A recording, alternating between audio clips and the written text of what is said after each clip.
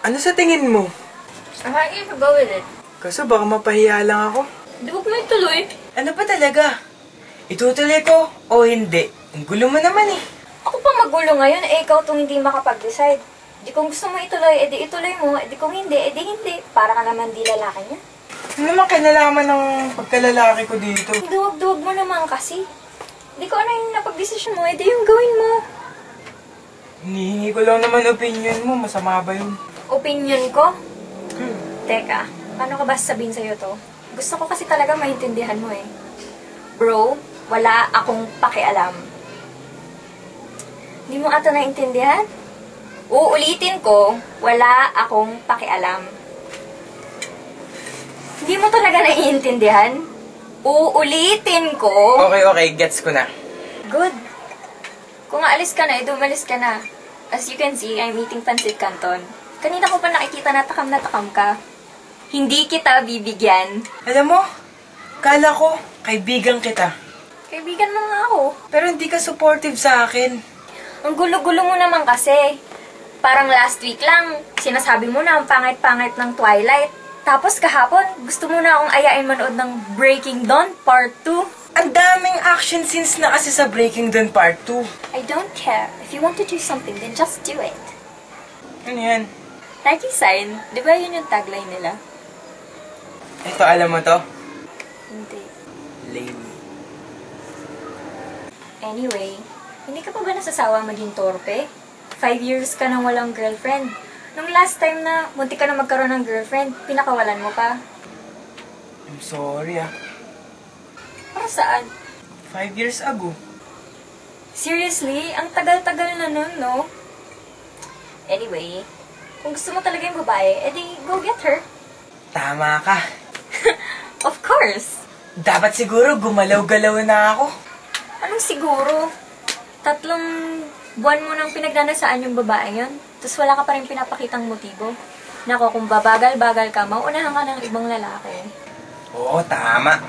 O ano, gusto mo pa talaga yung babae? Wala naman itong kalatoy-latoy.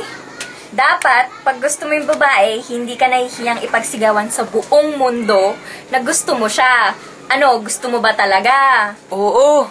Hindi kita marinig. Oo. Nakikipag-date ka na sa kanya. Oo. Alam mo na ba kung saan siya dadalhin sa date nyo? Oo. May pera ka ba? Wala eh. O, paano yan? Saan kukuha ng pera?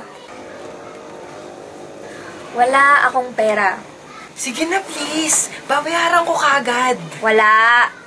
Babayaran ko ng doble. Wala nga talaga. Babayaran ko ng triple. Wala nga. Ibibigay ko sa'yo katawan ko. Kahit i-donate mo pa yan, hindi ko tatanggapin yan. Sige na please. Kailangan ko talaga ng pera. Lapit ka dito. Ha? Lapit ka. Hindi mo kailangan na dalhin siya sa mamahaling restaurant o sa sinehan para mag-enjoy kayo. Wala yan sa pera, nasa diskarte yan, ha? Kung marami kang pera pero boring ka naman, edi wala din. Nagigets mo ba? Opo. Yun naman pala eh. O lumayas ka na dito. Manghingi ka na lang ng pera sa nanay mo, nakakahiya ka. Okay, sige. Salamat Pasensya na sa abala. Lain, sanay na ako.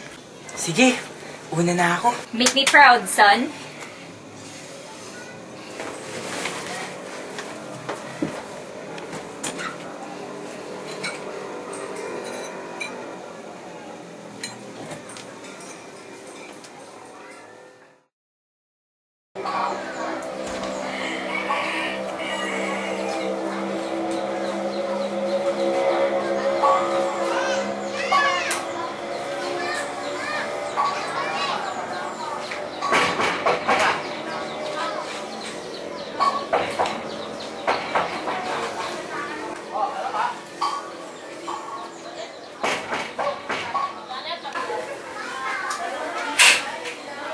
Just you know why you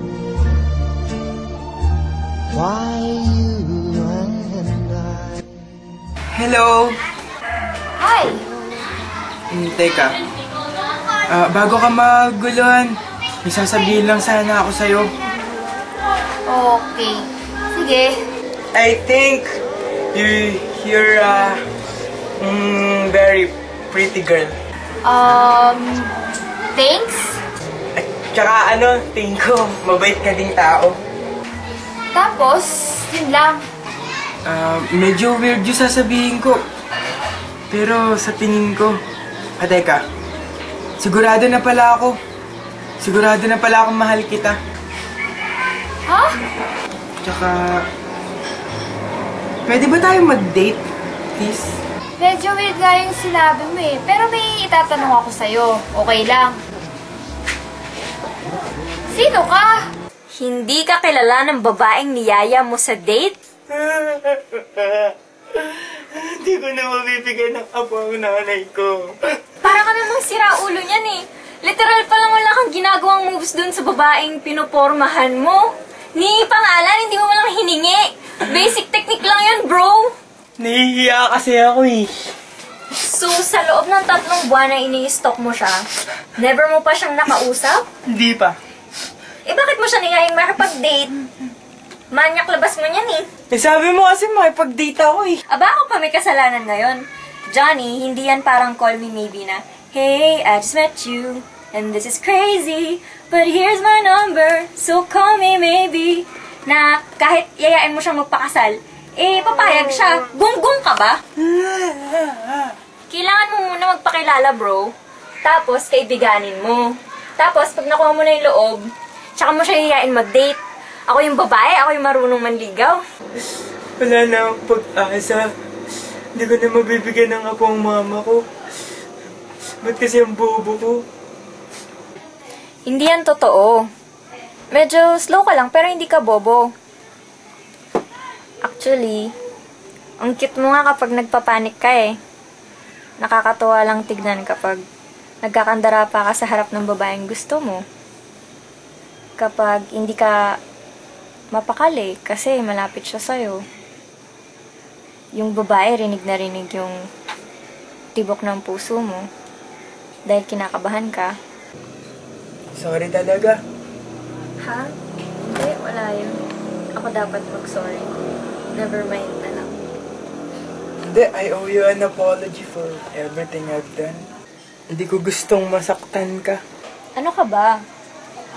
Wala na nga yun, diba? Matagal na yun eh. Basta diba nga ang sabi ko, let's just keep on moving forward.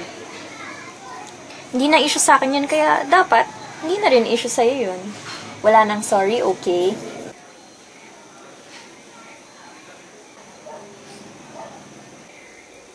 Pwede ba akong humingi ng favor? Usually hindi. Pero dahil broken-hearted ka, sige, pagbibigyan kita. Ano yung favor mo? Pwede ba akong samahan manood ng Breaking Dawn Part 2?